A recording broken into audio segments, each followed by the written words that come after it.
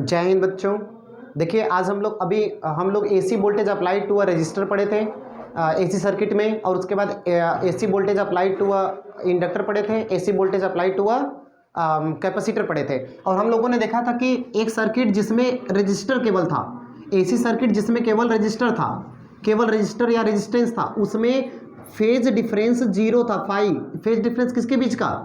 In between V and I, V और I के बीच का फेज डिफरेंस क्या था? जीरो था, और दोनों सेम फेज पर थे। उसका फेजर डायग्राम आप लोगों ने ऐसे बना रखा था, सही है ना, ओमेगा टी। इसी पर वी था और इसी पर पीछे थोड़ा सा आई था, सही है का? इसकी नीड होगी हमें, इसका हमें एलसीआर में नीड होगा। आप देख लीजिए एक सर्किट बना था, जब इसमें केवल रेजिस्टेंस वाली सर्किट आप पढ़े थे तो इसमें फेज डिफरेंस जीरो आया था, क्योंकि I V is equal to V naught sine omega T था, और उसके बाद इसमें आई इज इक्वल टू क्या था? आई नॉट साइन ओमेगा टी ही था। तो इन इसका भी फेज ओमेगा टी, इसका भी फेज ओमेगा टी। तो फेज में डिफरेंस कितने का है? जीरो का है। तो फाई का वैल्यू जीरो है, तो यही फाई का वैल्यू जीरो है, इसलिए इन दोनों का फेज डिफरेंस ओमेगा टी। तो ओमेगा टी पर ही वोल्टेज भी था और ओमेगा टी पर ही करंट भी था। तो यहाँ हो गया वी और यहाँ हो गया आई। इसका प्रोजेक्शन को कहे थे आप वी नॉट, और इसके प्रोजेक्शन को कहे थे आप आई नॉट। और आई नॉट हमेशा वी नॉट से क्या होता है? कम होता है, सही ना। अब सुनना, ई था रेजिस्टेंस सर्किट में। अगर हम आपसे पूछेंगे रेजिस्टेंस सर्किट में, रजिस्टर सर्किट में AC voltage, AC circuit containing और register only the phase difference between current and voltage are, तो आप इज, तो आप क्या कहेंगे? जीरो। लेकिन अगर इंडक्टर वाले सर्किट में कहें तो कितना फेज डिफरेंस था? π/2 का। क्योंकि इंडक्टर वाले सर्किट में यहाँ पे जब इंडक्टर लगा हुआ था, ऐसा लगा हुआ था, तो इसमें वी का वोल्टेज का इक्वेशन तो यही रहेगा। लेकिन करंट का इक्वेशन क्या आया था? I equal to I naught sine, बोलिए, साइन ओमेगा टी माइनस π/2। इसका मतलब करंट क्या था? पीछे था, कितना? 90 डिग्री। π/2 वही है, 90 डिग्री, सही है ना। कैपेसिटर में अभी जो पढ़ाए थे पिछले क्लास में, बताइए कि करंट आगे कि वोल्टेज आगे था? वोल्टेज कितना आगे था? आई थिंक कंटाप मारेंगे बेटा। यहाँ पे प्लस π/2 आया था करंट का, वोल्टेज का करंट का इक्वेशन देख लीजिए। अभी पिछला क्लास जो पढ़ाए हैं, इसमें फेजर डायग्राम भी दिए थे, होमवर्क ना, होमवर्क फेजर डायग्राम दिए थे, उसमें फेजर डायग्राम बनाए होंगे आप लोग। तो देख लीजिए करंट π/2 आगे होगा, देख लीजिए। नहीं मिला? करंट का इक्वेशन ऐसा था, अब वोल्टेज का इक्वेशन ये है। तो बताओ ओमेगा टी यहाँ है, यहाँ ओमेगा टी में π/2 ऐड है, तो ये आगे ना हुआ बेटा। फेजर डायग्राम में बनाया ना, होमवर्क नहीं किया हो ना? अच्छा, हम ही तो करवा दिए थे ना, यहीं पे करवा दिए थे। बताओ, एक मिनट पहले चेक करूं तो देखो बनाए क्या। सुनो इधर, तो होमवर्क तो करना है नहीं, अकूट के जाएंगे आज, देख लेना बेटा। इधर सुनो, हाँ तो उससे क्या, इधर तब सर को भी पता चलना चाहिए ना। अब इधर सुनिए, तो हम लोगों ने register AC voltage, AC circuit जिसमें केवल रजिस्टर लगा हो, तो उसका वोल्टेज और करेंट का फेज डिफरेंस क्या था? जीरो था, मतलब दोनों सेम फेज में थे, ओके ना। और अगर इंडक्टर वाले सर्किट की हम बात करें, तो इंडक्टर वाले सर्किट में करंट पीछे था, माइनस π/2 था उसमें, ठीक है। तो करंट पीछे था 90 डिग्री वोल्टेज से, कॉपी में आपके है। उसके बाद कैपेसिटर में करंट आगे था π/2 वोल्टेज से, ठीक। ये तीनों पढ़ चुके हैं। तो रजिस्टर का भी आप पढ़ चुके हैं, और इंडक्टर का भी पढ़ चुके हैं, और कैपेसिटर का भी। अब तीनों मिला देंगे, कैपेसिटर, इंडक्टर, रजिस्टर, तीनों एक साथ लेंगे, तो उसका नाम क्या बन जाएगा? LCR, इंडक्टर और कैपेसिटर और रजिस्टर। तो चलिए इसको देखते हैं आज। और ये तब तक नहीं आएगा, भूल जाइए आपकी, ये आपको आएगा LCR जब तक कि आपको रजिस्टर सर्किट और ये इंडक्टर का और कैपेसिटर का नहीं आता है। और मैंने पढ़ा रखा है, बहुत ही इजी लैंग्वेज में है, आप वीडियोस देख सकते हैं। इंडक्टर आई से होना चाहिए ना, ICR। बेटा इंडक्टर को L से ही रिप्रेजेंट करते हैं हम लोग ना, मतलब सूत के जागे आ रहे हैं इधर।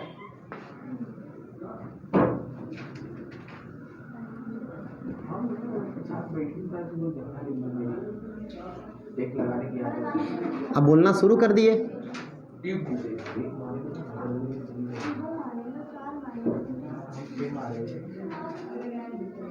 हम मारेंगे भी, अब गिनेंगे भी नहीं बेटा कितना मारे, ठीक है ना, बतियाए जाओ।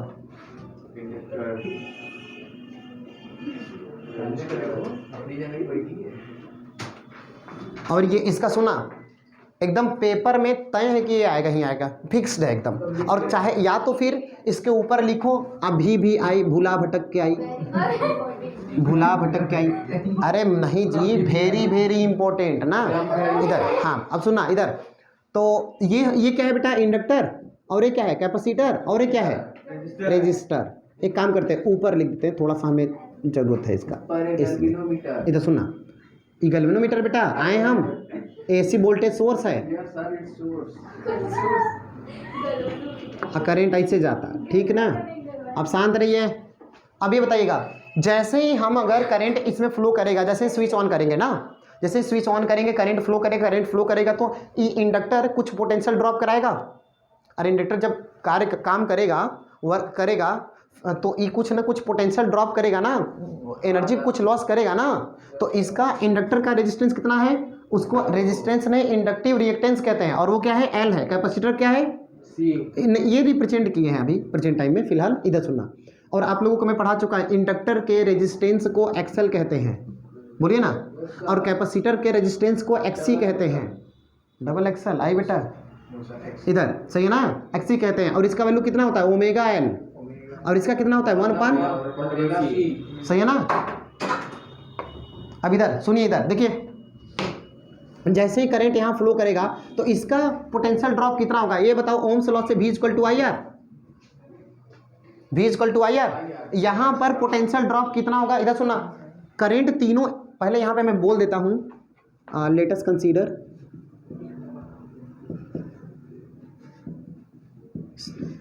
Consider N AC voltage source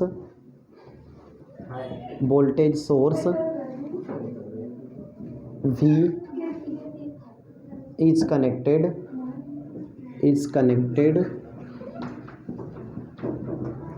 with L, C and R in series as shown in figure। बेटा शांत नहीं रहना है, मतलब कसम खा के आए, आज कूटा के जाएंगे। इधर सुनिए, इधर, हाँ अच्छा, अमार को मार के बैठा देते इधर, बैठो कि नहीं। देखिए बेटा इधर, तो एस वन फिगर, अब यहाँ पर एल सी आर तीनों लगे हुए हैं, सीरीज में है ना, सब में करंट एक ही है। सीरीज का मतलब क्या हुआ, सब में करंट एक ही होगा। ओके, अब सुना इधर, if VL,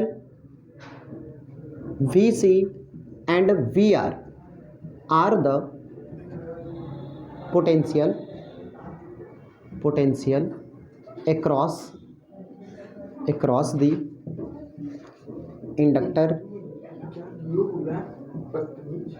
inductor comma capacitor and resistor।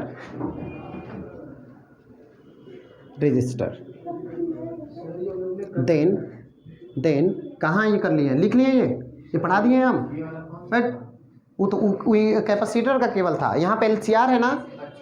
इधर बेटा देन ये बताइएगा, ओम्स लॉ क्या कहता है, V = IR। तो अब बताइए VL इंडक्टर के लिए बताइए, V की जगह V ना है बेटा। इधर देखिए, लिखे नहीं अभी, समझ लीजिए, हम देंगे टाइमिंग ना।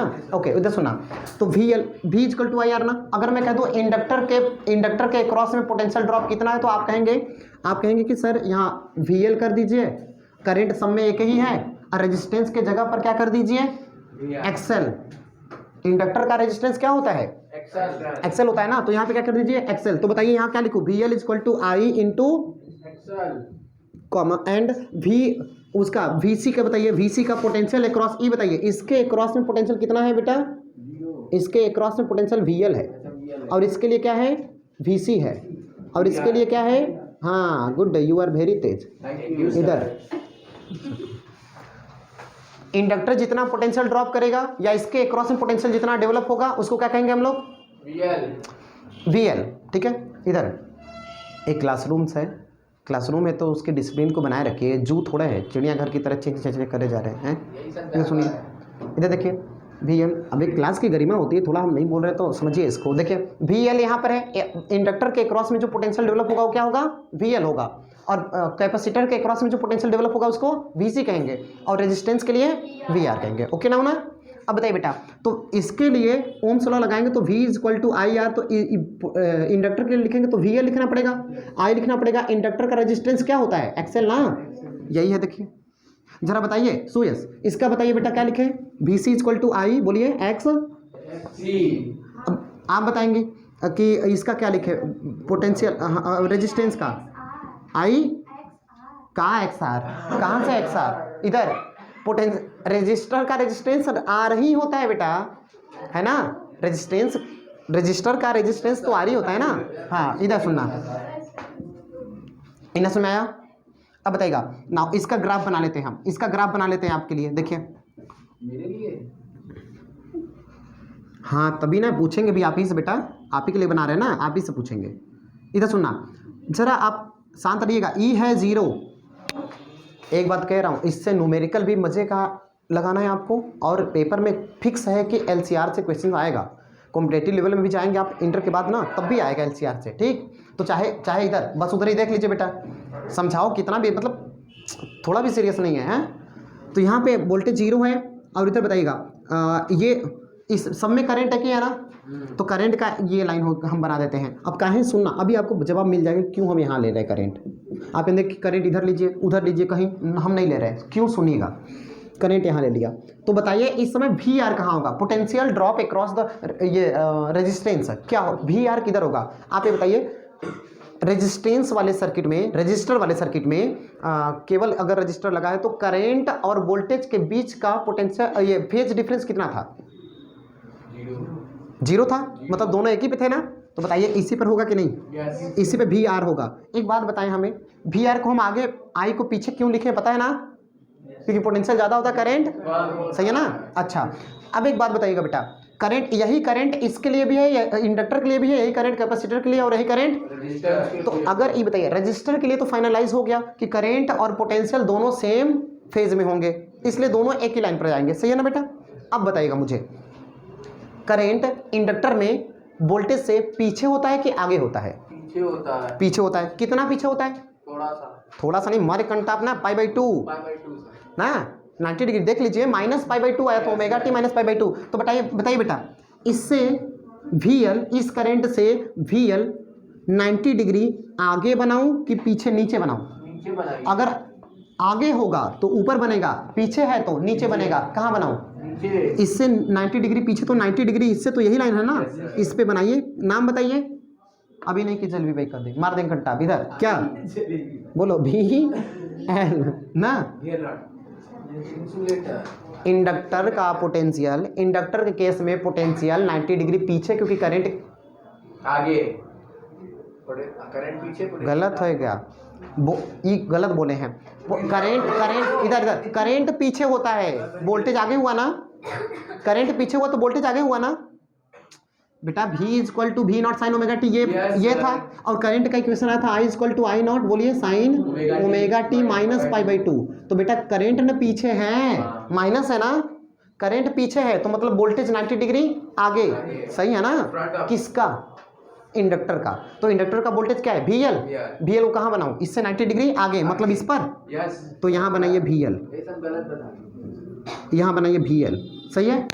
अब बताइए करंट, यही करंट, हाँ VC में नीचे होगा, VC में करंट आगे होता है और वोल्टेज पीछे, तो करंट यहाँ है ये। अब तीनों के लिए करंट एक ही जगह है, क्यों, क्योंकि करंट एक ही है, क्योंकि सब सीरीज में है, ओके ना बेटा। तो बताइए वोल्टेज का E क्या होगा, VC होगा।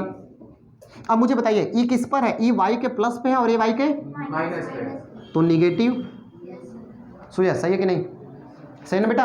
अब बताइएगा एक ऊपर इधर लग रहा है, एक नीचे लग रहा है, एक ही लाइन पर, तो इन दोनों का रिजल्टेंट लेना पड़ेगा, इन दोनों का रिजल्टेंट लेना पड़ेगा। एक बात और, इंडक्टर आपका ज़्यादा रेजिस्टेंस रखता है, इसलिए ज़्यादा पोटेंशियल ड्रॉप कराएगा, और कैपेसिटर का रेजिस्टेंस क्या होता है, कम होता है, इसलिए इसका पोटेंशियल ड्रॉप VC क्या होगा, कम होगा। VL ज़्यादा और VC कम, ऊपर वाला ज़्यादा और नीचे वाला कम, तो इन दोनों का रिजल्टेंट कहाँ होगा, एक मिनट, ये ऊपर खींच रहा है और ये नीचे खींच रहा है, तो अगर ये ज़्यादा है ये कम, तो कहाँ जाएगा,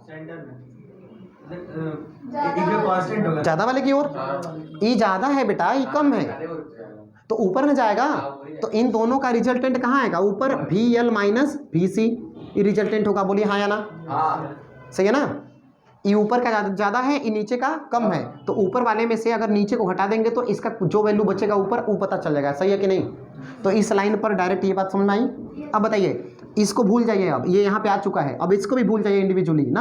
अब बताइए ऊपर इतना वी एल माइनस वी सी है और यहाँ पे वी आर है, तो एक लग रहा है ऊपर और एक लग रहा है इधर, तो इन दोनों का रिजल्टेंट कहाँ जाएगा? और याद करिए वो पढ़ाया था मैंने आप लोगों को ना, वेक्टर फॉर्म, वेक्टर ए और वेक्टर बी है तो इन दोनों का रिजल्टेंट बीच में जाएगा, इसको रिजल्टेंट आर, सही है ना? तो इन दोनों के बीच में जाएगा, तो इन दोनों के बीच में जाएगा तो उसको क्या कहेंगे? रिजल्टेंट वेक्टर भी। आप कहेंगे रिजल्टेंट वेक्टर भी है तो वहां पे आर लिख दीजिए, आर लिखेंगे तो ई देखो दिक्कत हो जाएगा, तो नहीं खाली भी कह देते हैं। पोटेंशियल स्केलर क्वांटिटी बेटा, वेक्टर क्वांटिटी नहीं है, वर्कडन है ना। तब इधर बताइए पहले, सही है ना? तो पोटेंशियल खाली ई क्या है? रिजल्टेंट पोटेंशियल है इन दोनों का। एक मिनट, इसका वैल्यू कैसे निकालते हैं? तो अरे याद करो वो दिन जब आप क्लास 11th में थे, 4000 साल पहले हम पढ़ाए थे आपको, क्या कि आर का वैल्यू क्या होता है? तो आर इज इक्वल टू होता है रूट में A square plus B square plus 2ab cos theta. बोलो पढ़े थे का रिजल्टेंट निकालने का, ठीक ना? वेक्टर फॉर्म में ना, सेकेंड या थर्ड फोर्थ चैप्टर में पढ़े आप लोग 11th में, और हम 12th में बताए हैं ये चीज़। अब इधर बताइए तो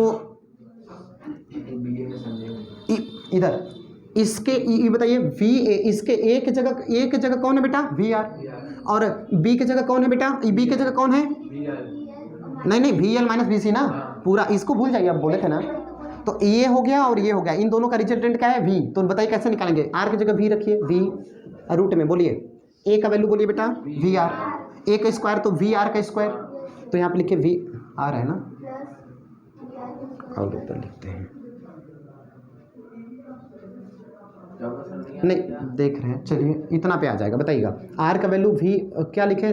बैठो, आर की जगह, आर का वैल्यू की जगह वी है ना, वी का वैल्यू बोलिए रूट में ए स्क्वायर का वैल्यू बोलिए वी आर का स्क्वायर प्लस बी की जगह बोलिए वी, हाँ वी एल माइनस वी सी का होल स्क्वायर। ओके बेटा, अब मुझे बताएं यहाँ पे हम लिखते हैं, समझ में आ रहा है ना?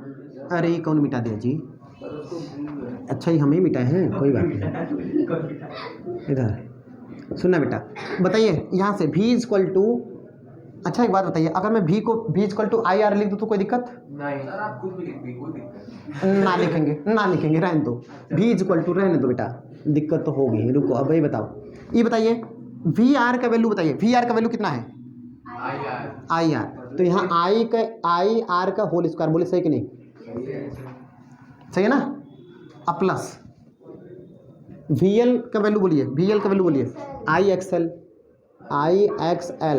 माइनस आई एक्स सी का होल स्क्वायर, सही है? अब मुझे बताइए इसमें भी आई है, इसमें भी आई है ना, दोनों में, इसमें से आई स्क्वायर बाहर निकाल सकते हैं और यहाँ पर भी आई स्क्वायर, एकदम बाहर तो खाली आई आएगा कि नहीं? रूट में आई स्क्वायर तो एकदम बाहर तो आई है ना, आएगा। अब बताइए यहाँ क्या बचेगा? आर स्क्वायर, और यहाँ क्या बचेगा? X L minus X C का होल स्क्वायर, ई हो गया भी। समझ में आया कि नहीं? सुयस ये आई इधर आएगा तो अपॉन में हो जाएगा, V upon equal to root में R square plus X L minus, इतनी बात समझ आए कि नहीं? ये बताइए क्या है? ओम्स लॉ से ई रेजिस्टेंस है कि नहीं? V equal to I R ना, तो वी बाई आई को आर कहेंगे कि नहीं बेटा? रेजिस्टेंस कहेंगे कि नहीं? क्या हुआ? वी बाई आई रेजिस्टेंस है कि नहीं? ठीक, वैसे बैठी है जैसे खाना खाने के लिए बैठी है। इधर सुनना, अच्छा देखिए कोई बात नहीं, इधर देखिए, हाँ इधर लग रहा है तिलक में आई है। इधर देखो बेटा, वी बाई आई, इधर शांत रहिए, वी बाई आई क्या है? रेजिस्टेंस है कि नहीं? ये सर्किट का रेजिस्टेंस है। एक बात सुनना, ई रेजिस्टेंस किसकी वजह से है? रेजिस्टेंस की वजह से भी है, रजिस्टर के रेजिस्टेंस की वजह से भी है, और इंडक्टर के रेजिस्टेंस की वजह से भी एग्जिस्ट कर रहा है, एज वेल एज कैपेसिटर के भी रेजिस्टेंस की वजह से है।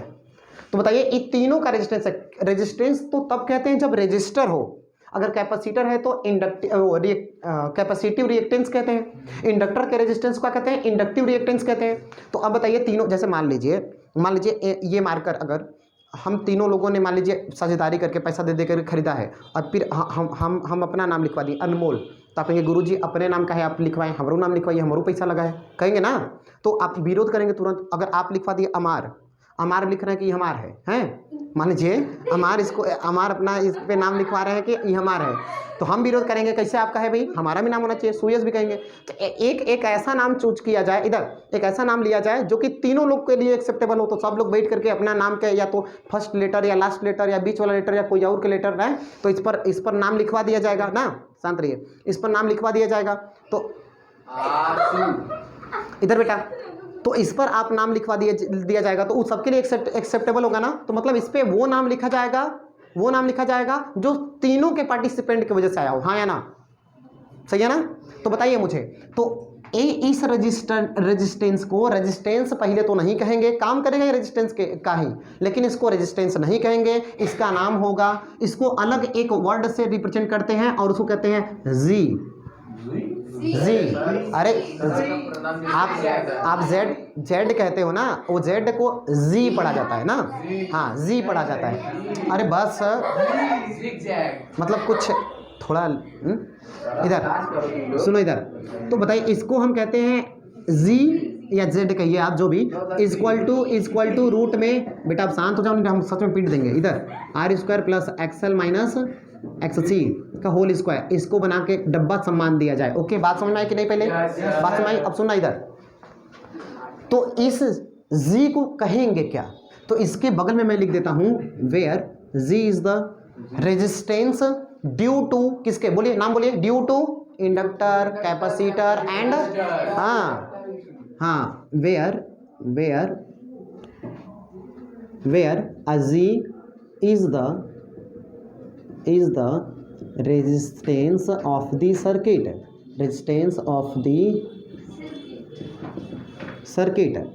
and exist due to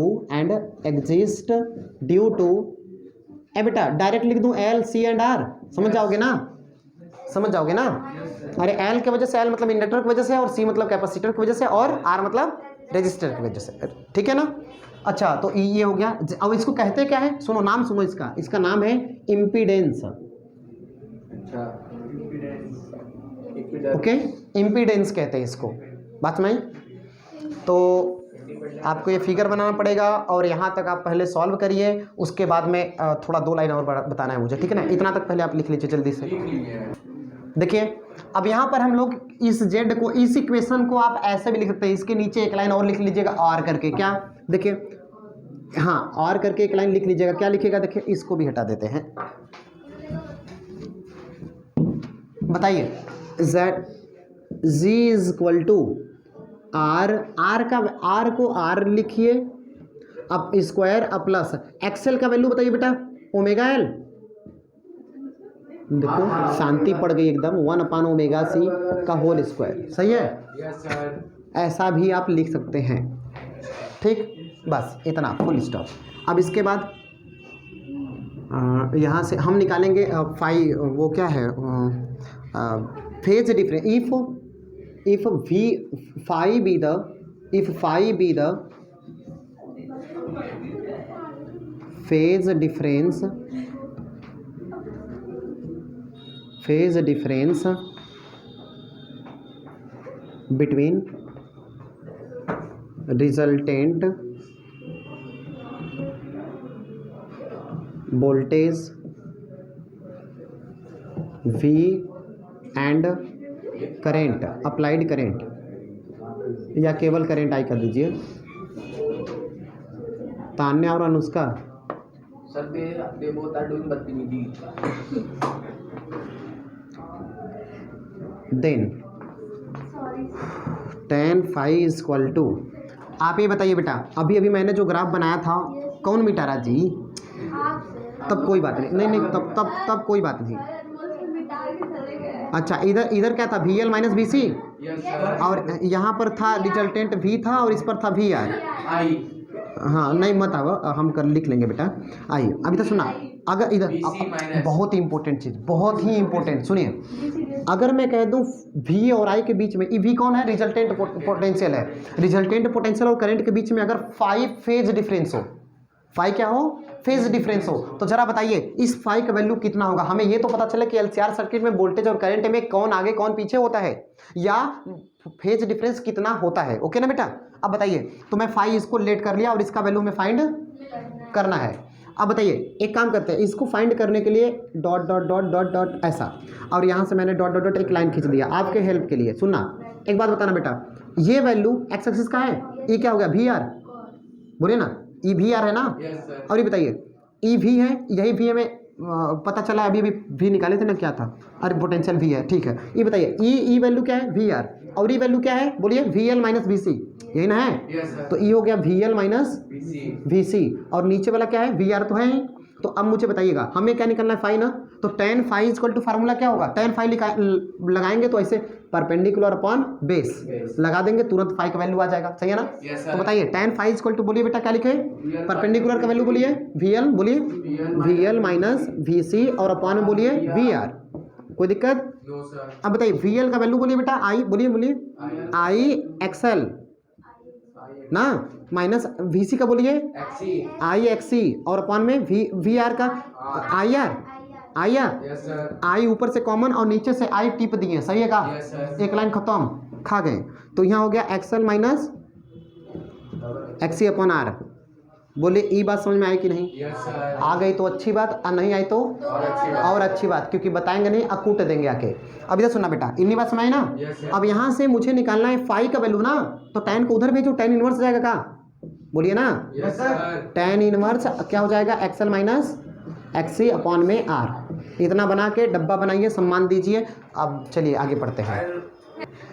आइए बेटा देखिए, अब ये वैल्यू आपको इससे न्यूमेरिकल लगेगा हम लोग का, याद रखना। एक बात और, इसमें हम एक लाइन और बढ़ा सकते हैं, कैसे, सुनना कैसे, अरे आपको लिखने की जरूरत नहीं, बस ये बताओ phi equal to tan inverse XL के जगह ओमेगा एल लिख सकते हैं कि नहीं, यहाँ हो जाएगा ओमेगा एल माइनस यहाँ का हो जाएगा 1 अपॉन ओमेगा सी, और अपॉन में क्या हो जाएगा आर। तो ऐसा बुक में लिखा हुआ दिख जाएगा तो आप चिल्लाओगे नहीं, आंदोलन कर लेंगे, गुरु जी आप तो ऐसा लिखवाए थे, उसमें तो ऐसा दिया है, अरे वही चीज़ है। हाँ ठीक, इधर सुनो, अब हमें रिजोनेंस कंडीशन पढ़ना है। इसके पहले हम कंडीशन अभी पढ़ा दे रहे हैं, आप लिखेंगे कल ना, इधर लिखवाएंगे कल, बोल देंगे क्योंकि टाइम हो गया, छोड़ देते हैं। रिजोनेंस